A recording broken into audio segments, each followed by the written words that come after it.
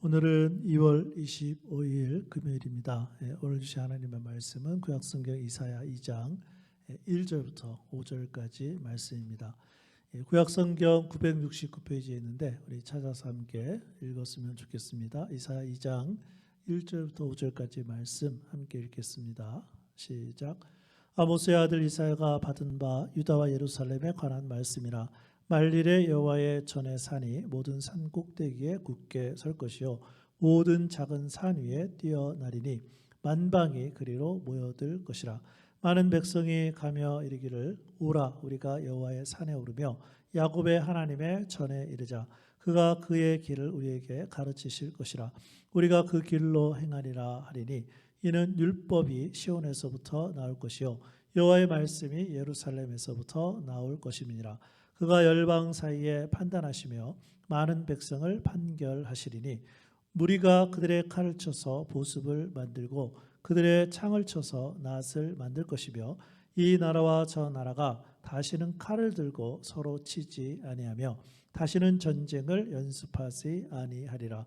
야곱 족속아 오라 우리가 여호와의 빛에 행하자. 아멘. 오늘 말씀 이사야 2장 1절에 보면 이렇게 시작하죠. 말일에 in the last days 이렇게 되어 있는데 이 말은 태초에라는 말과 대조되고 있습니다. 자, 그러나 이사야가 사용했던 이 말일은 그렇게 비관적인 의미를 두고 있지는 않습니다. 오히려 그 종말론적인 비전을 품은 성도의 삶에 대해서 이사야 선지자는 알려주고 있습니다. 그래서 오늘의 말씀 이사야 2장 5절은 이렇게 기록을 합니다. 야곱 족속아 오라 우리가 여호와의 빛에 행하자. 무슨 말씀입니까? 오라 우리가 여호와의 빛에 행하자. 하나님은 이사야 1장에서 오라 우리가 서로 변론하자라고 우리를 하나님의 법정으로 초청하셨습니다. 그런데 하나님 우리를 또 무엇으로 초청하고 계십니까? 하나님의 빛의 자녀로서 특별히 마지막 때에 구원과 복음의 삶을 살도록 오늘의 말씀을 통해 우리를 또 초청하고 계십니다. 자, 그렇다면 우리는 이 마지막 때의 비전을 가지고 현재의 삶을 어떻게 살아야 할까요? 첫 번째는 하나님을 예배해야 합니다. 본문 말씀 이사야 2장 2절과 3절 앞부분에 보면 만일에 여호와 전에 산이 모든 산 꼭대기에 굳게 설 것이요 모든 작은 산 위에 뛰어나리니 만방이 그리로 모여들 것이라. 많은 백성이 가며 이르기를 오라 우리가 여호와의 산에 오르며 야곱의 하나님의 전에 이르자. 지금 이사야 선지자는 이스라엘 백성들을 초청하고 있습니다. 그런데 어디로 초청하고 있을까요? 여호와의 전의 산. 오라 우리가 여호와의 산에 오르며 하나님의 전에 이르자. 자, 그럼 여호와의 산은 어떤 의미를 가지고 있을까요? 이 산은 아브라함이 이삭과 함께 올라갔던 모리아 산으로 여호와의 산을 의미하죠. 그러니까 여호와의 산에 오르자는 초청은요, 이 산에 올라서 성전에서 함께 하나님께 예배 드리자는 것입니다. 예배가 무엇입니까? 예배는 우리에게 주어진 가장 고귀한 특권입니다. 그런데 역사의 마지막 날에 하나님을 반역하고 떠났던 인류가 만방으로부터 이 산으로 몰려와 모든 민족이 함께 하나님을 예배할 것을 보여주고 있습니다. 하나님은 이사야 선지자에게 이러한 말씀을 주셨고 실제로 이 예언이 완전하게 실현되는 장면을 신약성경 요한계시록 7장 9절에서 10절은 이렇게 기록하고 있습니다. 이후에 내가 보니 각 나라와 족속과 백성과 방언에서 아무도 능히 셀 수 없는 큰 무리가 나와 흰옷을 입고 손에 종려 가지를 들고 보좌 앞과 어린 양 앞에 서서 큰 소리로 외쳐 이르되 구원하심이 보좌에 앉으신 우리 하나님과 어린 양에게 있도다 하니. 이 말씀은 이 세상의 모든 민족이 하나님을 예배하면서 구원의 주님을 찬양하는 모습이에요. 이것이 하나님이 이사야에게 주신 마지막 때의 말씀입니다. 그럼 우리가 마지막 때를 가장 잘 준비하는 것은 무엇일까요? 우리 각 사람이 예배가 회복되어야 한다는 것입니다. 먼저 개인적인 예배로 매일 하나님을 말씀으로 만나고 찬송과 기도의 삶이 회복되어야 합니다. 또한 교회에서 진행하고 있는 예배에 최선을 다해서 참석해야 합니다. 이것이 이사야 선지자가 가르친 마지막 삶을 위한 것입니다. 또한 이것이 바로 구원과 복음의 삶이기도 합니다. 왜냐하면 구원받은 하나님의 자녀들은 하나님 예배하기를 기뻐하는 사람들이기 때문입니다. 바라기는 우리의 삶을 돌아볼 수 있기를 원합니다. 하나님을 예배하는 시간과 장소에 우리의 몸이 있는지 살펴보아야 합니다. 하나님을 예배하는 것이 회복되어 구원과 복음의 삶이 충만될 수 있기를 주님의 이름으로 축복합니다. 우리는 마지막 때를 위해서 현재의 삶에서 하나님을 예배해야 하고, 두 번째는 하나님의 말씀대로 실천해야 합니다. 오늘 말씀 이사야 2장 3절입니다. 많은 백성이 가며 이르기를 오라 우리가 여호와의 산에 오르며 야곱의 하나님의 전에 이르자 그는 그의 길을 우리에게 가르치실 것이라 우리가 그 길로 행하리라 하리니 이는 율법이 시온에서부터 나올 것이요 여호와의 말씀이 예루살렘에서부터 나올 것임이니라. 이 말씀에서 사용된 율법은 단순히 모세 오경이 아니라 하나님 말씀의 전체를 가리킵니다. 그래서 이사야 선지자는 바로 그 뒤에 여호와의 말씀이라고 다시 반복해 줍니다. 그런데 더 중요한 것은 우리가 그 길로 행하리라는 말씀이에요. 그런데 우리가 어떻게 그 길을 행할 수 있습니까? 그것은 하나님의 빛, 즉 하나님의 말씀이 우리를 비추었기 때문입니다. 그래서 앞에서 이미 살펴보았지만 이사야 선지자는 이사야 2장 5절 말씀을 이렇게 기록했습니다. 야곱 족속아 오라 우리가 여호와의 빛에 행하자. 그럼 이 말씀에서 사용된 우리가 여호와의 빛에 행하자는 무슨 의미일까요? 하나님의 말씀대로 실천하라는 뜻이에요. 구원과 복음의 삶이 무엇입니까? 구원과 복음의 삶은 하나님의 말씀대로 실천하는 것입니다. 그럼 오늘 우리의 삶에서 가장 중요하게 여겨야 할 것은 무엇일까요? 그것은 하나님의 말씀대로 실천하는 것입니다. 우리가 하나님의 말씀대로 실천함으로 우리의 삶이 어둠의 삶에서 빛의 삶으로 변화되는 것입니다. 그럼에도 불구하고 왜 우리가 살고 있는 세상은 점점 더 어두워져만 갈까요? 그 이유가 무엇입니까? 그 이유는 우리가 오늘도 경건의 시간에 하나님의 말씀을 듣기는 하지만 그 말씀대로 실천하지 않기 때문입니다. 오늘 말씀을 들으면서 계획을 세울 수 있기를 바랍니다. 오늘 말씀을 통해 하나님을 예배하고 오늘 주시는 하나님의 말씀대로 실천하기로 결단하는 우리 모든 성도들이 될 수 있기를 주님의 이름으로 축복합니다.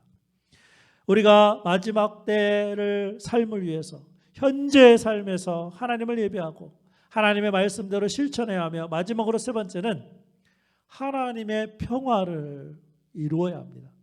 오늘 말씀 이사야 2장 4절입니다. 그가 열방 사이에 판단하시며 많은 백성을 판결하시리니 무리가 그들의 칼을 쳐서 보습을 만들고 그들의 창을 쳐서 낫을 만들 것이며 이 나라와 저 나라가 다시는 칼을 들고 서로 치지 아니하며 다시는 전쟁을 연습하지 아니하리라.